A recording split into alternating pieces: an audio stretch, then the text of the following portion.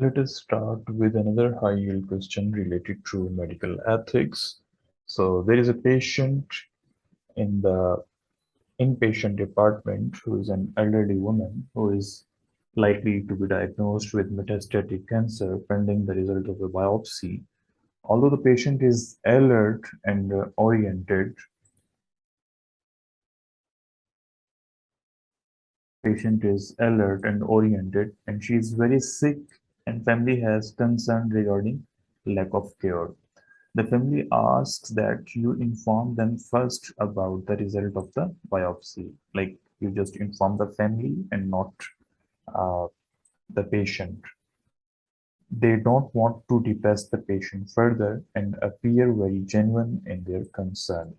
What should you tell them?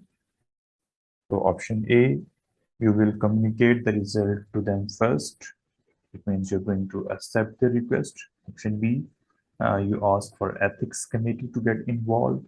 Number C, tell them that you are obligated to inform the patient of the findings.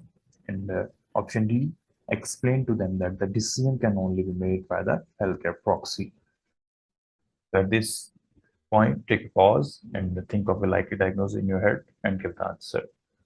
So the answer is explain that you are going to, and you have an obligation to inform the patient about the findings. First, you have to inform the patient.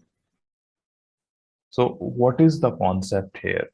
So the concept here is the patient is alert and oriented, although she is sick, but she is alert and oriented, and she has a decision-making capacity. There is nothing suggestive of a lack of decision-making capacity in this clinical vignette. There is no such thing. She can make the decision on her behalf.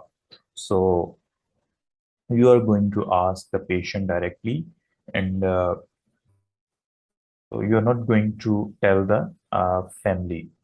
And if there is a permission by the patient that you can tell the findings to the family, then you can proceed and you can uh, discuss the result with the family. And without the consent of the patient, you are not going to tell the findings of the biopsy to the family members.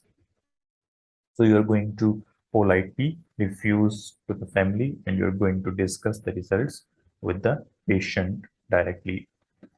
What about option A? You will communicate the result to them first. So as I mentioned, that you're not going to communicate the results to the family first. First, you are going to talk to the patient, and then if the patient agrees and if patient permits, then you can go and discuss the result with the family. Otherwise, you just cannot. It is against the confidentiality of the patient. You are going to breach the confidentiality of the patient. Option B, you ask for ethics committee to get involved. So there is a point that most of the time I have I can say that 95 to 98% time, it is going to be distractor. It is not going to be a right answer on the board exam. So boards basically hate ethics committee. And if there is an option on the real deal that is about consultation with the ethics committee, so most likely it would be the wrong answer.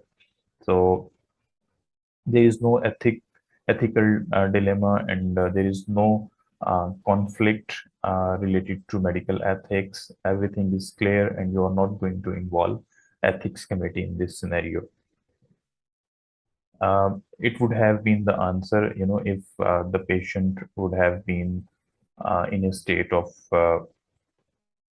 uh, uh, lack of orientation, and the patient would have been in a state of loss of consciousness, and there is a disagreement between the family about the further care of the patient, then you can involve the ethics committee, but not in this case. Option C, tell them that you are obligated to inform the patient. So this is the right answer. Option D, explain to them that the decision can only be made by the healthcare proxy. So this patient is alert and it doesn't say anything about the healthcare proxy. So healthcare proxy comes into the action when the patient is not able to make the decision. Even if there is a healthcare proxy, he or she cannot make the decision when the patient has the ability to make the decision. So even in this scenario, there is no healthcare proxy. There is no information about the healthcare proxy. So even if there would have been a healthcare proxy, because the patient is alert and oriented, and because the patient can make the decision, so you're not going to listen to the healthcare proxy. You're just going to listen to the patient directly. But if patient loses the decision making capacity, then you can involve the healthcare proxy in the management or treatment plan and the further evaluation, diagnostic, and treatment of the patient. And healthcare proxy is going to decide uh, as per the direction of the patient and not as per the direction of the healthcare proxy, him or herself.